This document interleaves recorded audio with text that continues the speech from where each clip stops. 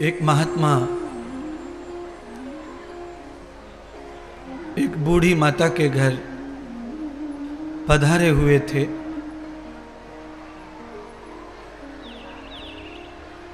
बूढ़ी माता ने महात्मा को जल पान कराया। इतने में ही घर के बाहर से आवाज आई, राम नाम सत्य है, सत्य बोलो गत्य है। उस बूढ़ी माता ने महात्मा जी से कहा,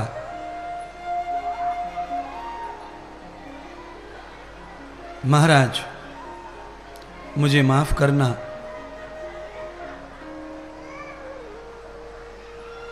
मैं थोड़ी देर बाहर जाना चाहती हूं। महात्मा ने कहा क्यों? तो कहा हमारे गांव में कोई डेथ हुई है, कोई मर गया है और मेरे घर के सामने से जा रही है उसकी बॉडी, तो मैं ये देख के आना चाहती हूं कि वो नरक जा रहा है या स्वर्ग जा रहा है।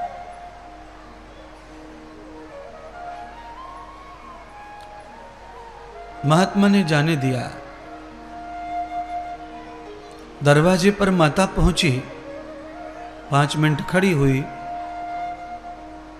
लोगों को रोते बिलखते देखा। यात्रा में लौटकर माता अपने घर आई। महात्मा ने पूछा कि मेरी एक बात समझ में नहीं आई कि आपने मरे हुए आदमी की यात्रा को देखकर कैसे ये अनुभव किया कि वो नरक या स्वर्ग जा रहा है। आप कैसे बता सकती है ऐसा? मैं महात्मा, मैंने बहुत अध्ययन किया, वेद सत शास्त्र पढ़े, पर मैंने कभी ऐसे अनुभूति नहीं की कि हम किसी मरे हुए आदमी को देखकर यह अंदाज लगा सकें कि वो नरक जा रहा है या स्वर्ग जा रहा है। तो फिर आपने कैसे अनुभव किया? उस माता ने बताया महात्मा को कि मैंने इसलिए ऐसे अनुभव किया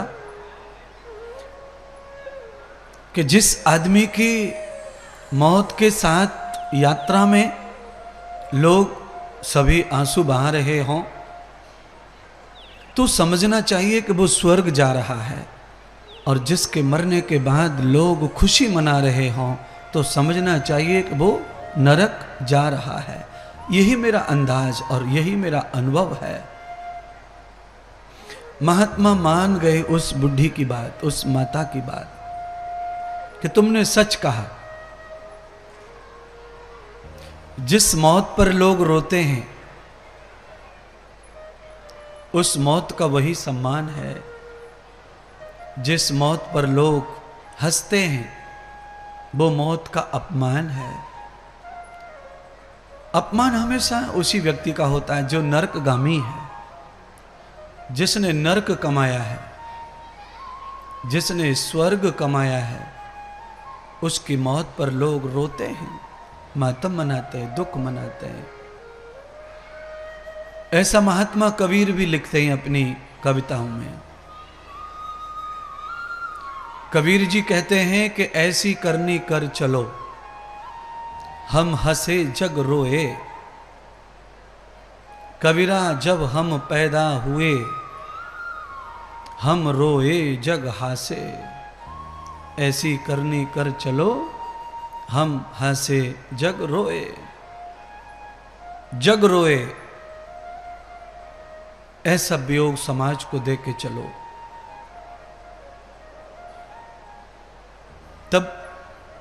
तब मरने का आनंद है।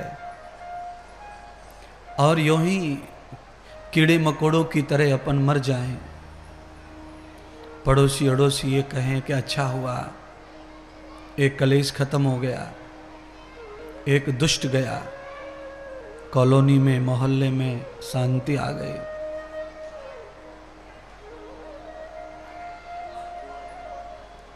तो ऐसी मरनी, ऐसी मौत हमारे लिए श्राप से कम नहीं है, कलंक से कम नहीं है।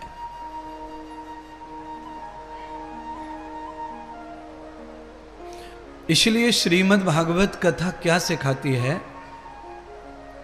श्रीमद् भागवत कथा का मूल रूप क्या है? कथा हम कब सुनते हैं, कब करवाते हैं, कब गाते हैं? पहले हमारा जन्म होता है, फिर हम थोड़े बड़े होते हैं, थोड़ी समझ आती है, फिर हम कथा सुनते हैं, करवाते हैं या गाते हैं, कथा कहते हैं। अर्थात जन्म तो हो गया, अब सब कुछ हम जो भी करते हैं, पूजा पाठ, कथा भागवत, यज्ञ हवन, ये सब जो भी होता है वो सब मृत्यु के लिए होता है।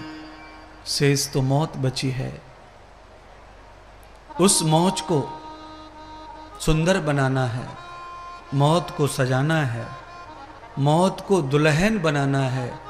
तो उसके लिए ये तैयारी है कि कुछ कमाई का हिस्सा सेवा में लगा दिया, कुछ कथा में लगा दिया, कुछ परोपकार में लगाया, कुछ अपना तन सेवा में लगाया, परोपकार में लगाया, भजन में लगाया, कुछ अपना मन परोपकार में लगाया, भजन में लगाया, सेवाओं में लगाया।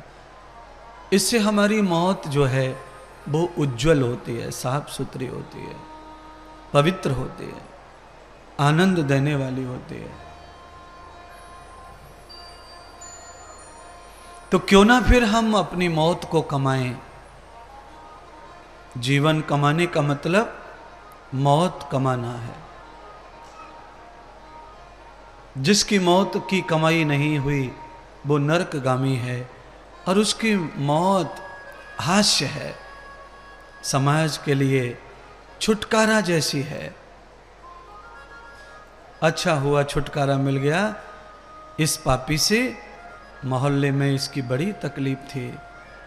ऐसा कोई ना कहे हमारे मरने के बाद। यूं तो उठ जाती है सारी दुनिया रोज,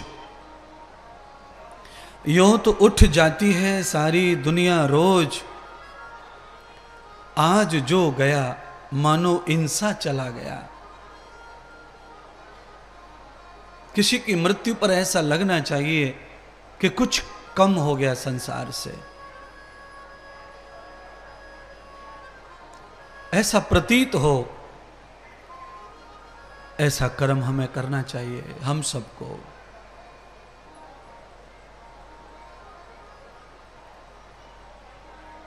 ऐसे कर्म करने से ही हमारी मृत्यु को सम्मान मिलता है, प्रतिष्ठा मिलती है, सौभाग्य मिलता है।